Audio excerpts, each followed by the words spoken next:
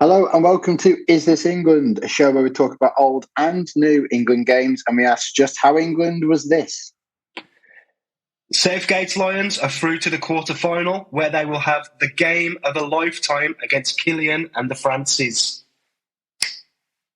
Oh, mate, it's been a long time coming. I've been poorly, so we haven't got to gloat and celebrate. I know you've actually had World Cup fever. You've had a big reported case of it. Yeah. It's been and pretty much gone. I'm still sounding and feeling a bit hoarse, but we couldn't hold it off any longer because the Senegal game is but a distant memory, and the France game is just around the corner. Nervously, yes, it's there, isn't it? It's all ominous. Like I actually got nervous for the France game during the Senegal game. Yeah, It finally hit me. definitely. Should we look back at Senegal then while we still can, while it's still mildly relevant? Of course. I don't remember ever feeling that comfortable and calm in a knockout game of a World Cup as an England fan. No, there can't be too many occasions. I remember the Sweden game in the World Cup a couple of years ago was that was a weird one because that was like one of those examples of arrogant England think they're going to get through. Well, we'll show them, and literally everyone was like, "That's actually quite a tough game." Like no one was over the top with it, and then there was. I remember the Ukraine game feels like some sort of crazy like dream. That one does, isn't it? The 4-0. Yeah, they were kind of the same games. I don't know why this one feels a little bit different, but I think it's the whole mood around the squad and the tournament. Yeah. Is that this squad is probably the best squad we've ever had in our lifetime, including even on paper you could put them up against the on paper champions of the 2010s and 2006 World Cup and things like that. But it was just like, okay, we're comfortable. I mean, it wasn't so comfortable at first, but when we were, it was like, now we bring on Jack Grealish and Mason Mount and all of these lads. Let's talk about when it wasn't so comfortable, because for the first 30 minutes, I was like, I don't like this. Do I not like this? Mr. Taylor would not have been happy with that, would he? No, it wasn't comfortable at all. It was that fast start from Senegal. They made two chances. Jordan Pickford with a really good save, actually, a big, strong arm, an arm like a big iron bar, basically, to stop the one effort. Such a good save, and a classic Jordan Pickford save as well, really. He's made a few kind of ways like, that is a really good save. And he doesn't do it for the camera. Well, did you think he does his stuff for the cameras or not? Or do you think it's just so unorthodox? I don't know. Well, that one was kind of like he just had to put his arm out there, wasn't it? And I think there is some times where he's just like, it's kind of like his personality comes out through his good football. So a lot of the time he is going to be loud and he's going to be different and kind of a bit unorthodox at times as well. But like that's just who he is, and he manages to express himself as a goalkeeper, which is quite rare, really. Yeah, and Senegal were getting the reason for that break and the most uncomfortable 30 minutes at the start of the game was they seem to have found a bit of a weakness by running with pace at Harry Maguire. Do you think that's fair? I don't think it was only Harry Maguire. I think it was that real hard pressing from the front that we were kind of worried that could happen. And what's happened if you do put this England team, on the back foot from, again, closing down the space, giving some of the players no options to pass out from. I was slightly disappointed in Declan Rice in parts of the games because it wasn't like he was hiding from the ball, but he wasn't making the real effort to make himself available. And I think there was a tweak in the system at times where Henderson ended up dropping back a bit more and it just gave England a bit more of an opening, and they started clicking quickly. And pretty much as soon as they clicked, they scored. That was like, just like, we started now, here we go. Instant Kenko. It was really, as soon as they grasped what Senegal were up to and what they were about, they went up the other end and scored. It was a lovely little counter-attack goal finished off by Jordan Henderson. And who would have saw that one coming? I think it's great how many goals have come from elsewhere, aside from the strikers in this tournament. At that point, did you feel, all right, it's on now? Or did you think, we're a bit lucky because it wasn't long before it was two, really? Yeah, you almost kind of didn't have time to kind of think about what could happen next, did you? It wasn't like rapid fire, but as soon as the goal happened, England just calmed themselves down, didn't they? And even that's a big decision Southgate made. I remember when kind of this team was announced, I was like, oh God, Henderson's playing against a really high pressing team, but he did play very, very well. And it's Yeah. when you see these and you're not happy with the teams that come out, you still always want them to do well. I never am one of those people. It's like, see, told you this was terrible. But when it works, it's like, oh, good. Yeah, there again, there is another example of him knowing better than everybody else in Gareth Southgate, and yeah, he played well, scored, and even within that though, it started becoming the Jude Bellingham show. It seemed like as soon as he got that space down that left hand side and just pushed off defender to make the cross as well, it was like, okay, he's in the game now, and it did feel easy. It felt England had got a bit. We were fortunate not to kind of be behind without Senegal making tons of chances, but the goal went in, the nerves were calm, and the football came then. Well, you mentioned Declan Rice and Jude Bellingham. I love this quote that I read from Declan on Jude. I love playing with him. He's young, he's energetic, he gets around the pitch really well. For every game I've played with him so far, I've just said to him, this is your stage, go out and perform. I'll be behind you. Don't feel like you can't go out there, attack and get in the box. Just feel free and I'll be there for you. It's almost a ballad.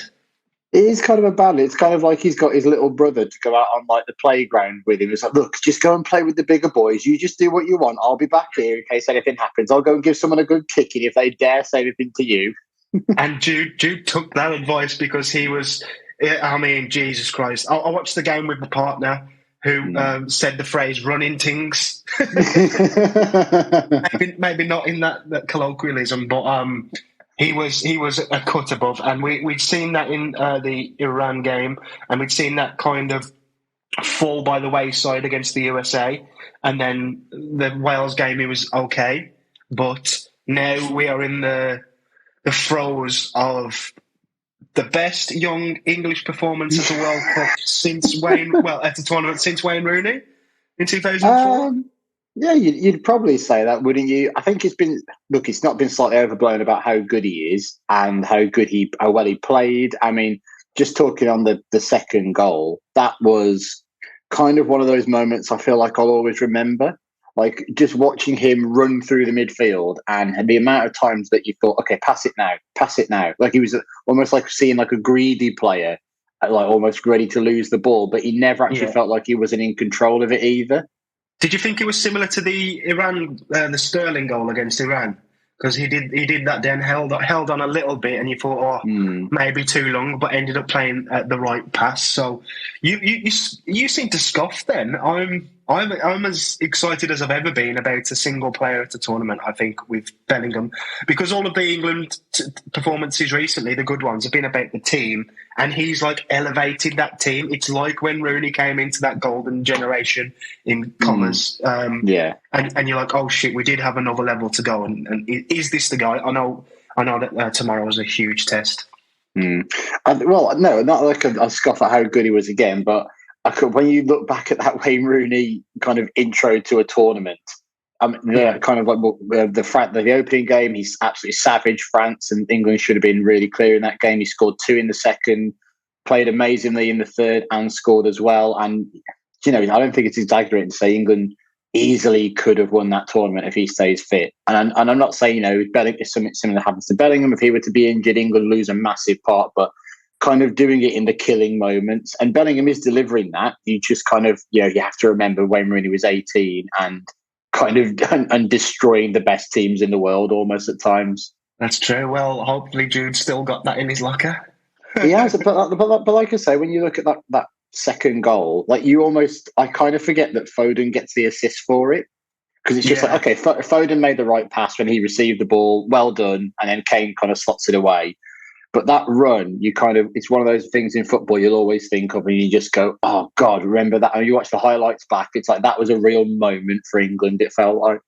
I haven't watched the highlights back yet. I will do tonight with a beer, I think, because my nerves are popping. But the second goal was what got Kane off the mark, similar to the Euros. He's waited, he's bided his time. Yeah. And now he's off the mark with a good finish under pressure, right on the strike. Love that. They didn't even kick off again, did they? It was the last kick of the half. I know, it's so like everyone was just at ease, weren't they? The WhatsApp groups would have been on fire at that point. It was just kind of like, yes, this is happening now. Because I think I had my phone on airplane mode, as I usually do for football games, and I just had it on the side, and then I turned it on at half time, and I think I had 4 messages from people just saying, "How good is Jude Bellingham?" Yeah. Like it was just brilliant. And yeah, like I say, half time, it just felt like the game was done, and it was like a real. How often, like you say, do you get like a half of football that you just barely care about anymore? But you also kind of want to watch it and go, you've got to take it all in, but you're almost too excited because then you're thinking about the next game and all that. It didn't feel like Senegal would come back from that. And I think they made 2 changes at half time, and it was just like, all right, probably a bit harsh on them, but I think they made 3.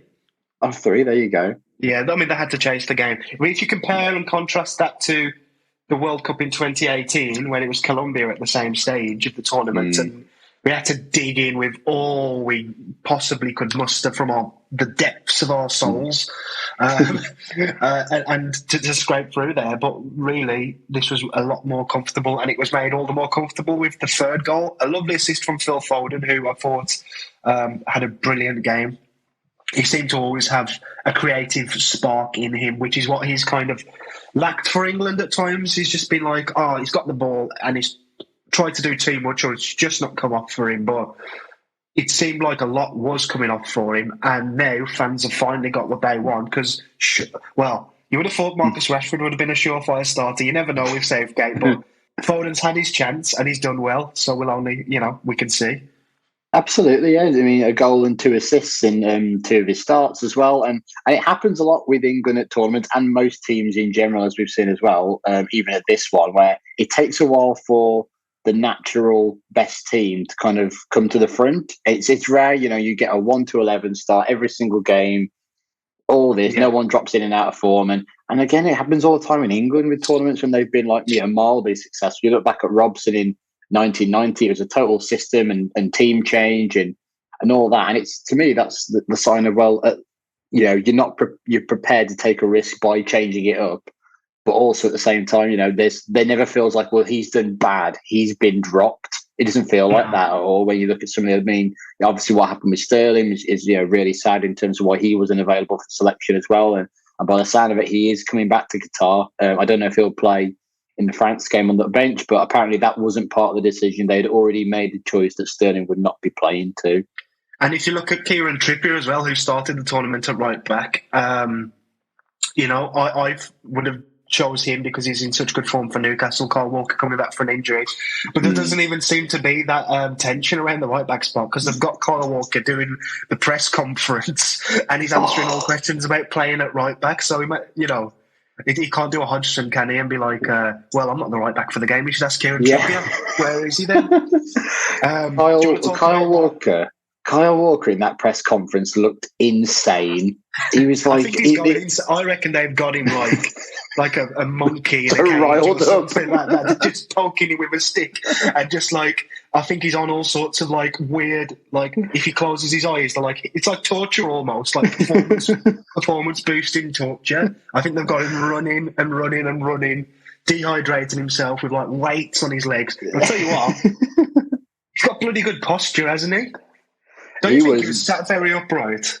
He was very bolt upright, answering questions. His eyes, I don't think he blinked once during all the questions, and he was just like, "Yes, I am ready. I am calm." And it was like, "What's going on underneath there?" It felt like he was at any point he was just going to pull a Rubik's cube out and start doing it while talking, or just a raw steak. You just no one dare address it either. Yeah, he looked absolutely psychopathic in that, and I was kind of I'm enjoying seeing this a bit. But are you too wound up? I don't know. But has he always been so well spoken? I feel like he sounded almost posh. Or is that just me? Yeah, I think we just never hear him talk much, really, do you, Kyle Walker? He's not like the first person who gets put out in front of the media. He's never been captain of one of his teams either. Maybe it's just he's become even more intense and spending more time with Guardiola. That's actually when you speak to these players, they're either mega weird or mega intense. I think Phil Foden's probably one of the few normal ones that's not been broken yet. But Saka? Oh, Saka! Saka has broken and my heart this week in a lovely way. Like I Yeah. saw the video where some of the England players were talking to David Beckham. I think it may be James Maddison and Grealish, and Saka just walked up to him. Like, "Excuse me, really sorry to interrupt. Could I get a picture, please, David?" And Beckham, I don't even think he said yes. He just kind of like smiled and leaned over. He's like, "Yes, my PR is back up now. Yes, I've got Saka in the photo." 100%, 100%. Can we talk a bit then, as we've kind of pivoted into Kyle Walker and that starting position? Do we think England are going to change their approach for this game? And can I start? I'm going to start with a curveball that you'll hate, and you'll call me an idiot. And I don't think it will happen. But in a world where there's alternate universes and you could have as many goals at this as you want, I would like to see what a back five with Trent in there could do. Just doubling up on that pace and giving us an opportunity to counter. Now, the listeners can't see your face. Who's going to double up with Trent? Do we need Trippier to be playing as well? Walker at the centre back. Two of them. I mean, no. I can't say. I know what you mean. If you had like a football manager, like save and reload. Yeah. If you could just infinitely play that game and find out all the different possibilities in the multiverse, what would happen if you put that? I'd be interested, but that's not the one that I'd be like, yes, I'm going to put my money on this multiverse situation. Well, which multiverse do you think Southgate's going to go with then? What's any changes at all? I kind of don't think he'll make any changes. I think they've got to this point without the five, and I don't think they've needed the five yet at any point. Obviously, that's in the back pocket if they ever do. Obviously, I think we've talked in the past about when he's used it at the Euros a couple of years ago when it worked really well. He obviously used it in 2018. But I think the team is kind of more comfortable now. You're not looking at, and it's not to say that nothing can happen, but you're not looking at the Stones and Maguire as going, oh my God, they're just all over the place. Like that pre-tournament nerves have somewhat subsided in terms of that because it's not like error after error and they both look knackered and out of form. Like they've both gone into tournament mode and kind of played themselves into like a steady hand, and you could say that with the rest of the back four too. Are Stones and Maguire the international football equivalent of Conor Cody, where everyone just goes, they can't play in a two until they try it, and then they're actually doing really well? Yeah, I think so. Yeah, and then the only change I thought that he may make as a bit of a surprise would maybe to bring Phillips in for Henderson. Yeah, simply because he's come on in the last couple of games and he's trying to get his fitness up. You kind of think 60 minutes of Calvin Phillips to try and protect that England back four, because I think we know about France, for example, they'll have kind of like Dembele, Griezmann, Mbappe, and Giroud up front. And Griezmann's the really worrying one, aside from that, because he's just going to float all over the pitch, and you wouldn't want one of the centre backs going with him. So would you want a Rice and a Phillips kind of there blocking, where like one of them has to pick him up at all times, one marks the space? So that's the only thing. But I could see Henderson maybe dropping in actually resetting a bit still. It'd be a hard one to take for Henderson, wouldn't it? Yeah. Yeah, I'm scared when we talk about France. I'll level with you. I don't think there's much. Oh, actually, on England, Southgate surprised us all again, hasn't he? He's took the bloody handbrake off, and people if we get knocked out tomorrow, people might say it's because of Southgate and he's done it. He's done it. Look, he's bloody done it. We've scored more goals than like ever in a World Cup. We've scored more goals than like the 5 tournaments previous combined. We've played a back four. We've brought Foden in when everybody wanted him to get in. We've played Grealish a lot. Kane's been up there. Like Rashford's got 3 goals. Rashford's got 3 goals. I mean, I'll just say it now. If we go out, it's just one of those things. It can happen in football, and there's no way, unless Southgate gets it tactically awfully wrong and just goes mental, then you can't really blame it on him. It's just going to be one of those flip of a coin things, or France are just better than us. But to get us to this point, playing this style of football, I don't think we could have asked for more, actually.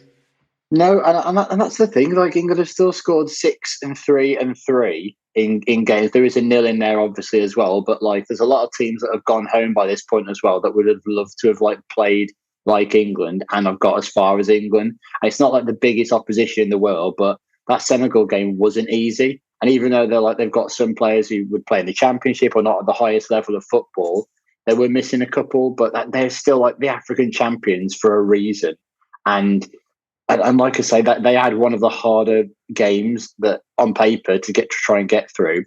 And like you say, this isn't about one of the harder groups on paper for England as well. All that talk of that everyone's in the top 20, Derby against Wales, the USA, Yeah, absolutely. And this is why you kind of just, like we've said, like Southgate, he's statistically England's most successful manager ever at a tournament because, aside from the final thing of winning one, which has eluded every single human who's ever lived on the earth, bar one, who's ever who's ever existed for England.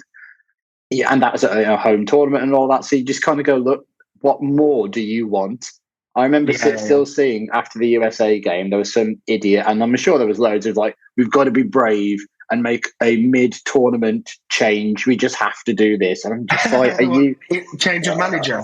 Yeah, honestly, change of manager, they said. And you just think, on what planet are you living on? And like you say, if England go out, look, they've just come up against one of, you'd probably say the second or third favourite at this point, and England wouldn't be far off that either. England are in the top four of most favourite teams, you'd think, still left in the tournament, and looking the most impressive and complete. I'm excited for us to play a proper team. As no offence to the teams we have played in tournaments. A really top team. But yeah, I mean, come on, like now's the time. And if it doesn't come off, then it just doesn't come off. I'll be sad because... I want to see this. I want England to win the World Cup. I want to see these players go far. And I'm not really ready for the story of this one to be over. But at the same time, we go again, man, with this squad. Like, it's fine. And like, if Argentina had France and they went out, you wouldn't bat an eyelid. One team has to win. They're both good. And all the criticisms England fans make about Southgate, France make about Deschamps, and he's won the World Cup. Yeah, exactly. People just won't be happy. People just want the new thing, don't they?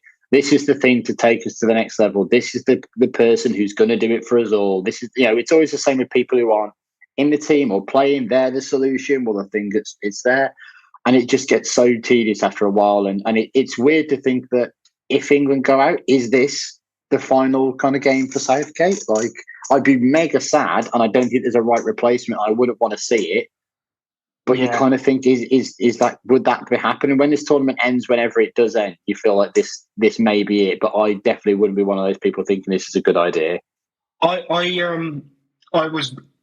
kind of still am adamant that it will be his last game if we go out or whenever that is on his own terms.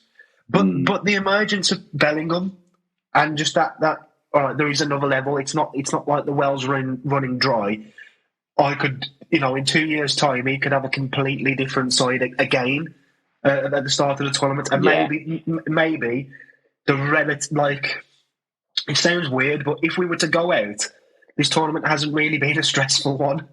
It's probably it probably wouldn't have taken the toll as the last two have on him because he had to go so deep in the first one, the World Cup in 2018, and then the heartbreak of losing that final on penalties at Wembley. If it's at quarterfinals into France, there's probably more you can learn from that. And I guess we'll have to see, Nick. We can't not talk about France any longer. We've been putting it off. Yeah, you've even tried to start a couple of times. I'm like, no.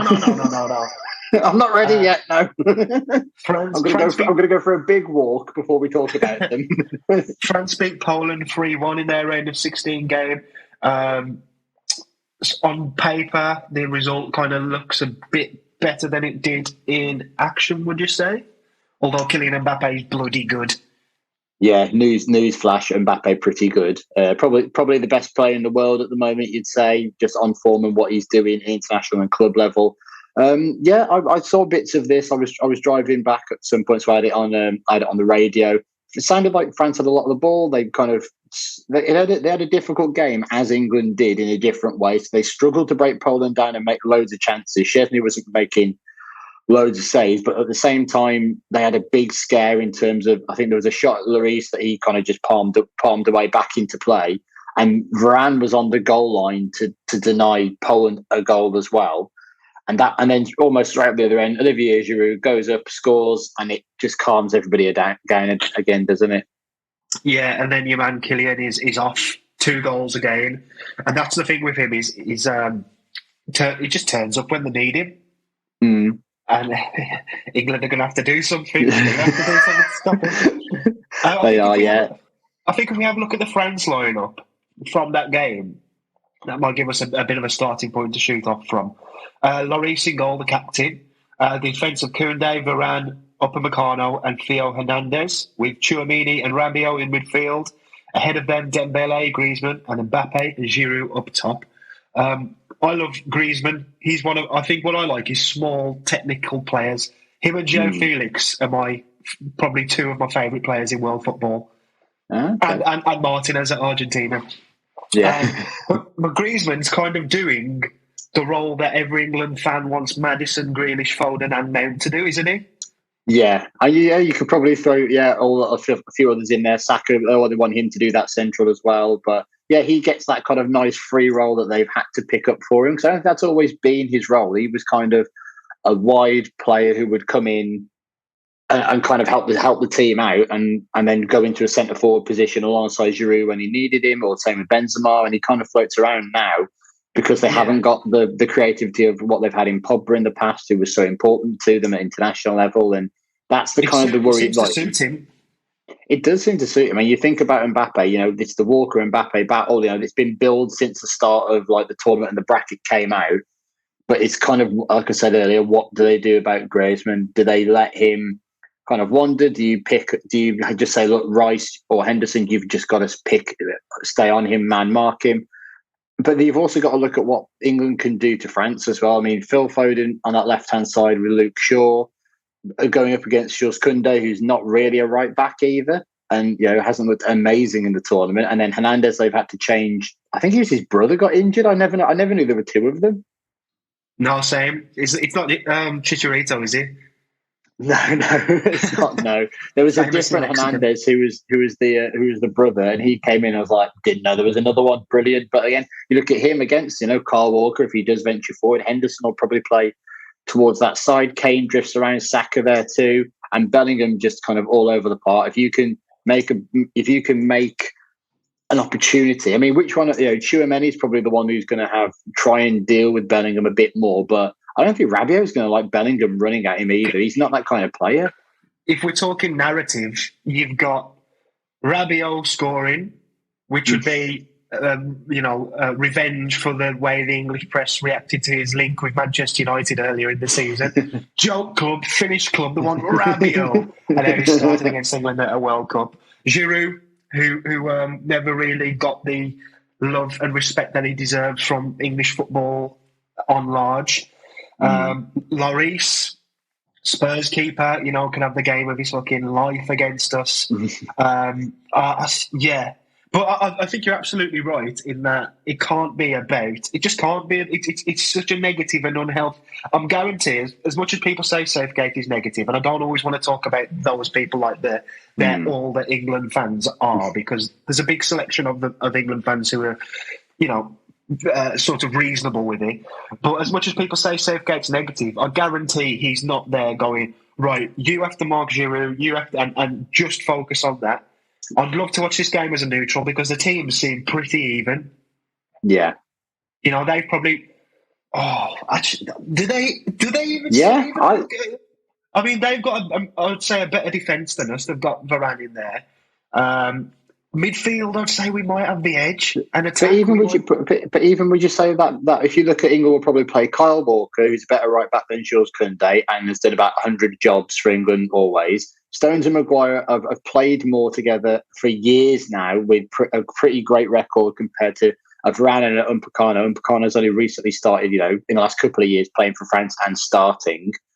Theo Hernandez, again, he's another one he's had to come into the side. I'd still have Luke Shaw over him, and the rest of the team have played together. I'd have Pickford ahead of Lloris as well, personally, just because I don't think it's there. And then midfield, let's say Tchouaméni went for a lot of money. Rabiot, a really up and down player. I know he's in the team now, but like we said, he was not fancied whatsoever. I mean, you look at a Bellingham and Henderson doing stuff there, and then up front, they've probably got the Griezmann and Mbappe, the superstars of world football for quite some time. He's really, really reliable. Dembele went for some of the most money ever for a footballer. So they've got the names, but I think it is mega, mega even.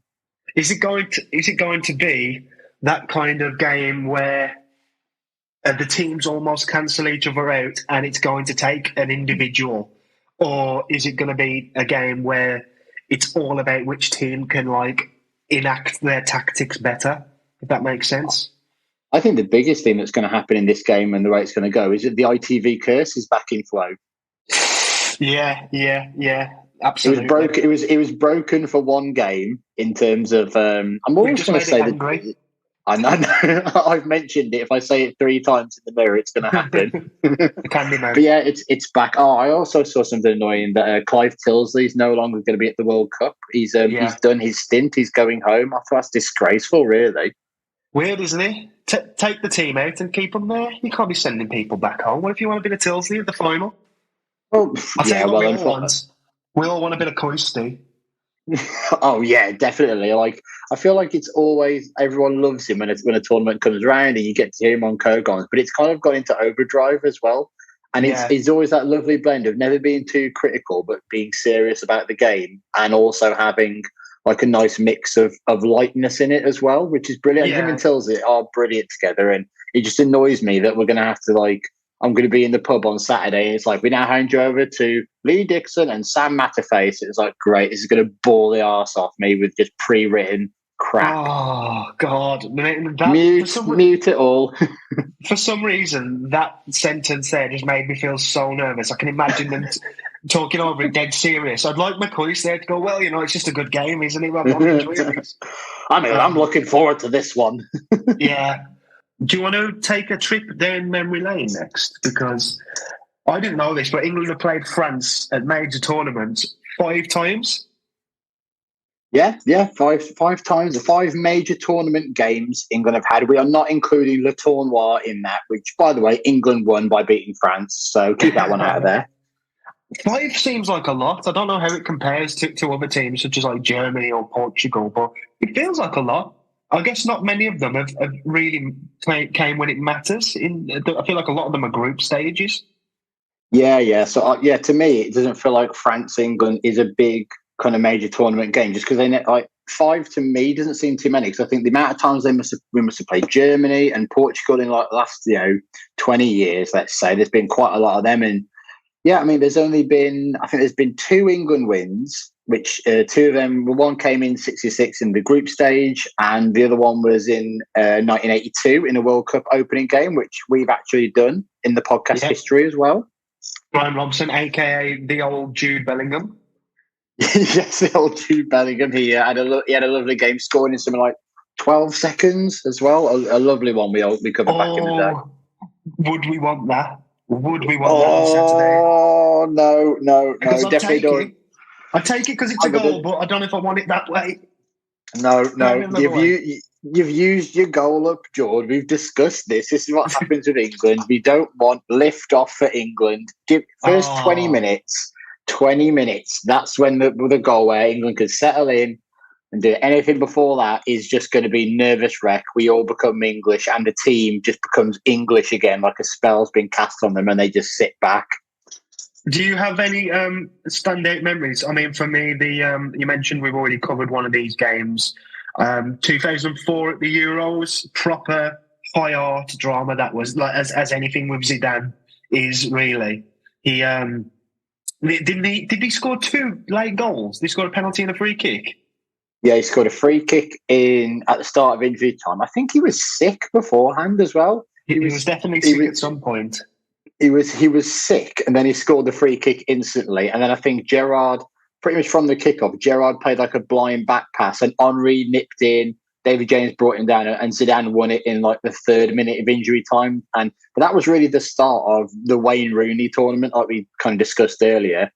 He ripped them up. He ripped them apart that day. I think Sylvester and Thuram, I think, were the centre halves, and he just destroyed them. Really, it was like men against boys, and he was just but the other way around. It was the boy destroying the men.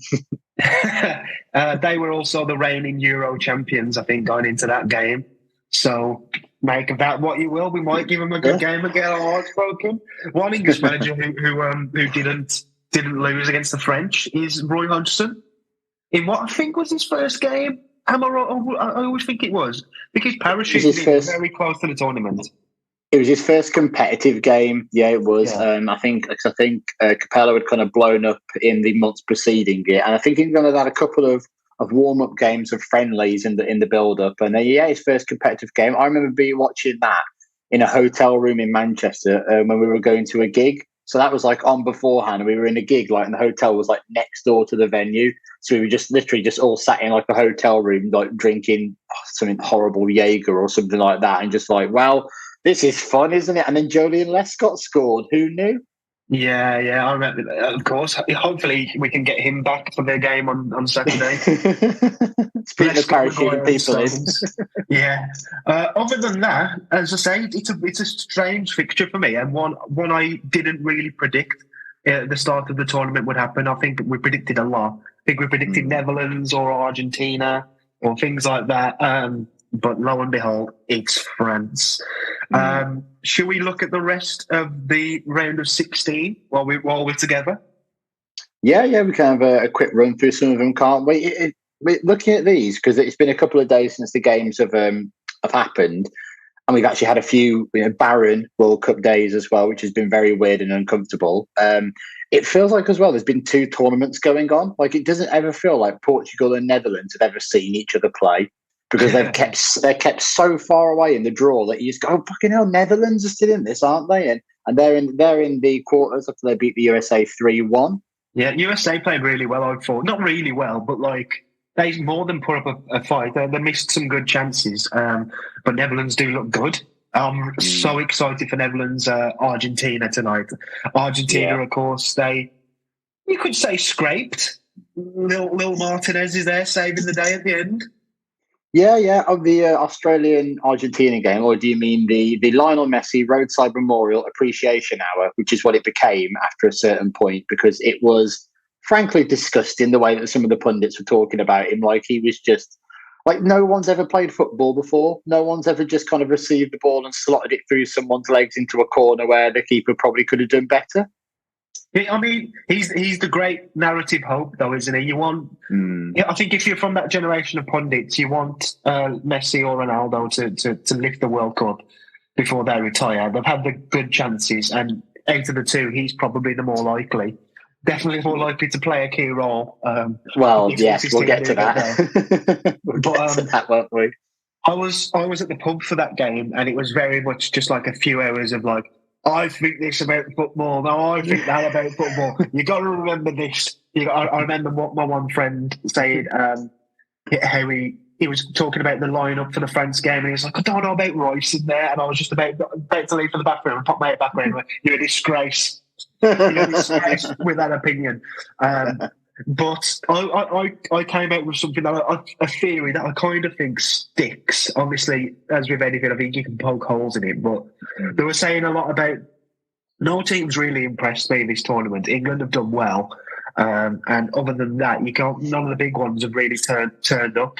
And this is like, before Brazil went on to do what they did. But I was just saying these big teams like Brazil and Argentina and what have you, like, they don't give a shit about the group stage. They don't even be asked to get into second gear. Like, obviously, we've seen teams like Germany and what have you fall a bit short. So it's not a perfect theory, but I've always been of the opinion that Argentina just take it as granted that they'll get to the quarterfinals. Maybe that's what's tripped them up a couple of times, but more often than not, they preserve themselves in order to make a real go for it towards the latter stages.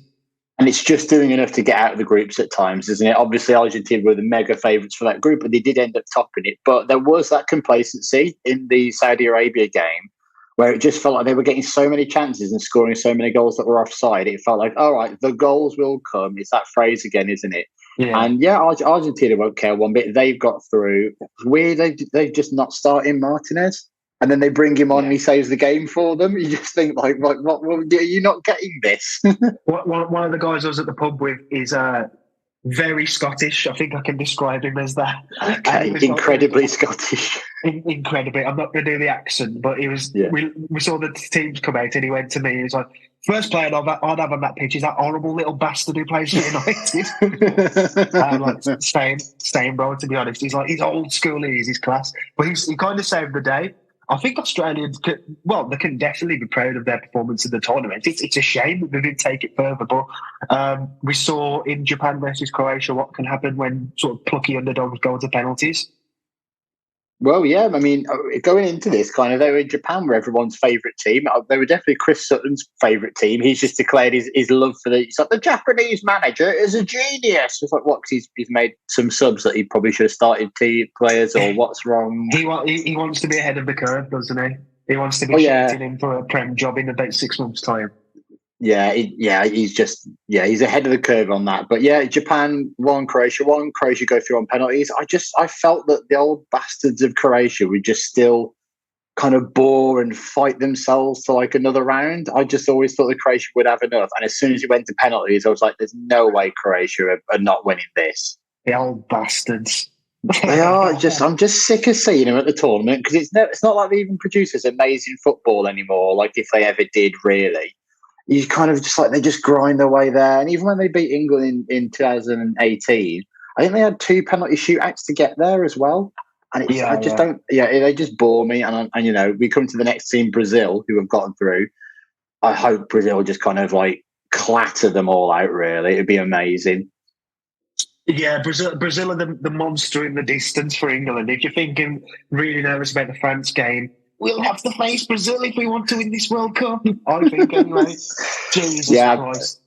Absolutely, yeah. I ended up being at the pub watching this on my phone, actually. And when the 4th one went in, it was just crazy, really. Because I think it was the 3rd or 4th one. It was whatever the Richarlison one from the quick passing movement. I think it was Thiago Silva who played it through. And they just look on another level, really. And like we had the big like silliness about, well, should players be celebrating to that level and dancing and all that? And I was just like, I'm not even going to bother looking at what people think about this. It's just too silly either way. But in terms of football, Brazil have been the most impressive team in the tournament. They've obviously had little bits of weaknesses here and there, but they've kind of got the complete team playing great football as well. And South Korea just didn't seem to like pick up that they were going to do this in terms of the amount of times they were just running through on goal. You just think for 10 minutes, just sit back. Like, this is Brazil. Be respectful. That's what Van Gaal said as well, isn't it? He was like, well, you could say it was a good Brazil performance, but South Korea were just going at them, just attack. Another thing that I've noticed about this tournament and kind of international football is, I think, as you mentioned there, Brazil have probably looked one of the strongest teams, but they have the weakness. It's nice to see football that isn't perfect, like the higher levels of the Prem, where you kind of, it's just whoever makes a mistake. Like, if you make one mistake, then it's 1 goal to the other team. Like, international football isn't as good as club football and Champions League football in terms of quality. I think that's an undeniable fact. That kind of makes it more fun when you get to the World Cup, aside from it being like a festival of football. Yeah, and I think as well, just because you haven't got your incredibly top level managers managing at this point, because usually it's something you do towards the end of your career when you've achieved what you want. But you've also got like there's slightly more unpredictability because you've not got these guys who've been worked into the ground by their club managers, and it's just a machine that takes on the pitches, and it's not actually a group of players who are a team with a spirit or whatever. It is like a Prem game. Is the machine is on now. This is what we're going to do. We're going to take these parts out of it and put these other ones in, like a City whatever, and it is just more fun. And when you see, like I said, not complete football, not complete teams. Spain were missing a good striker, weren't they? Absolutely, yeah. Knocked out on penalties by Morocco. Big shout out to Saïs, who looks like an absolute beast. I think for Morocco, he's so passionate and like he was decent for Wolves. I don't know why they got rid of him, to be honest. But there you go. I don't think the getting rid of was from their side. If I'm honest, I think he was just like, I'm leaving now. I've seen the writing on the wall here. But yeah, Spain have seen the writing on the wall. They've got rid of Enrique.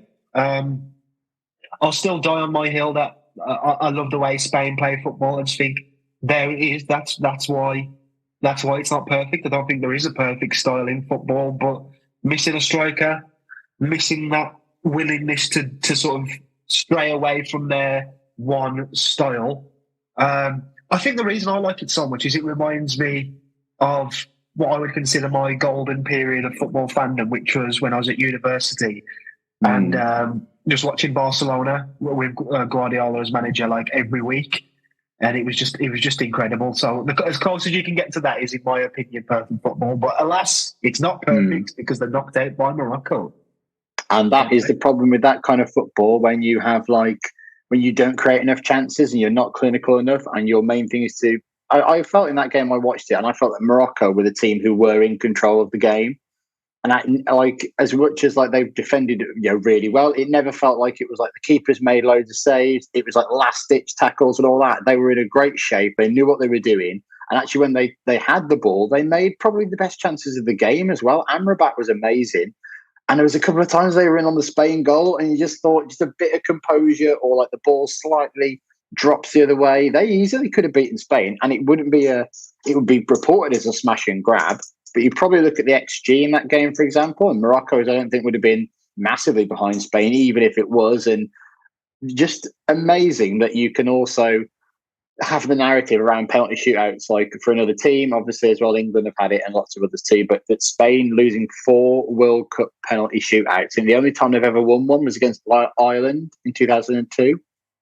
How does it feel? Spain? I know. And as well with that as well, just there are 2 Panenka penalties, or at least 2 straight down the middle as well. And Spain just had no response either. And the young players they brought on aren't to the level yet of some of the players they brought off, maybe, or maybe they're all not quite there yet. But it was a big ask when it went to penalties. You thought technically Spain could be the better team, but just having those fans behind you as well in that entire stadium is just, I'm confident we're going to do it. And even the lad who missed from Morocco, I think that straight away Spain missed their penalty, and all the Moroccan players crowded around him. And it's like, look, you missed. It doesn't matter anymore. Like you've been saved, kind of. It doesn't matter what happens now. Like you're fine.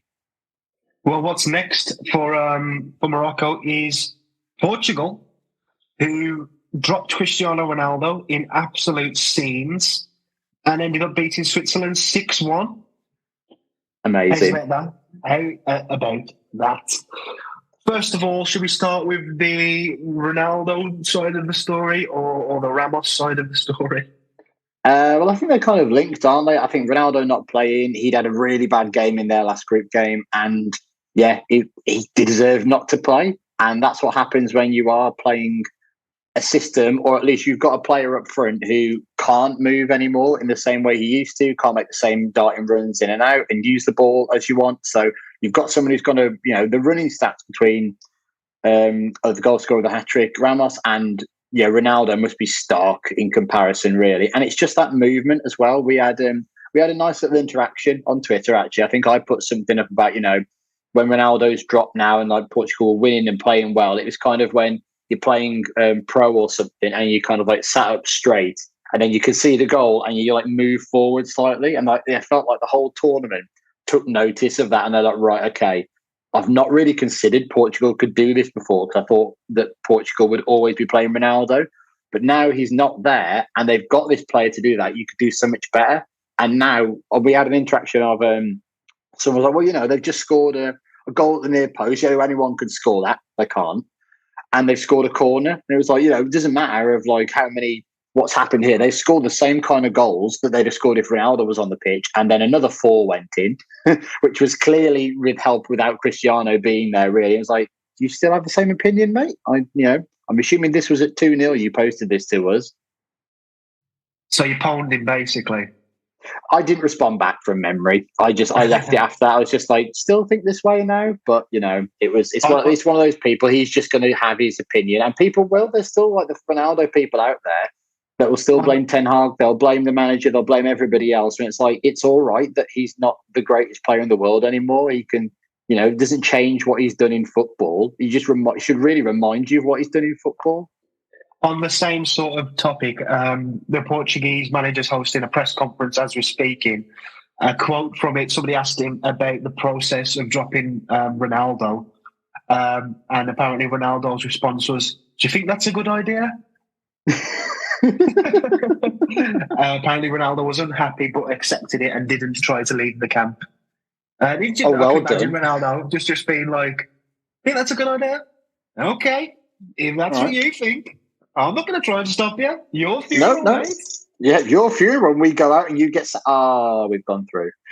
And it let my boy Joe Felix run riot. Bruno Fernandes is looking great as well. Portugal all of a sudden have gone from they're never going to do it with Ronaldo in that team to there he's gone. Is that the spark? And as well, if he was just fucking just put his ego to side for like 2 weeks, even not even that, probably it's only about a week until the final. You just think you've Be a got the super chance sub. now. Yeah, just be Get the that fucking winning person. goal in the final. You know what? As well, it doesn't really matter because all that people are going to remember is that he was part of the team that won the World Cup. Yeah, Like, yeah, exactly. so really, are you going to look back and like, oh, apart from the people who properly watch football and all that stuff, you kind of go, well, Ronaldo, that's one World Cup medal. Messi, no World Cup medals. That's kind of what it's been building to for so long. And I never thought Portugal would get to the final while playing him, but be that inspiration around the camp of that amazing player who can still come on for 20 minutes. I mean, Just coming set a in good even into example. Look at set a Jordan good Henderson. example. When he Yeah. started the tournament, he probably thought, I'm unlikely to get into this side. And I bet it didn't change his attitude one bit. And he's not a tenth of the player Ronaldo is. No offense to Henderson. Absolutely. And come on, if you're 70 minutes into a game and the greatest goal scorer that's ever lived comes on the pitch, you're going to pay attention and you're going to be worried. It doesn't matter who you are or who they're playing. Exactly. Well, the quarterfinals, we have Croatia, Brazil. We have Netherlands, Argentina, Morocco, Portugal, and England, France. The last one. Oh, God. Do we want to make a prediction? No. I think no is a good answer this time, actually. We're going to bottle it, listeners. Brilliant. Right then. See you on the other side, Nick. See you on the other side, Jordan. Good luck.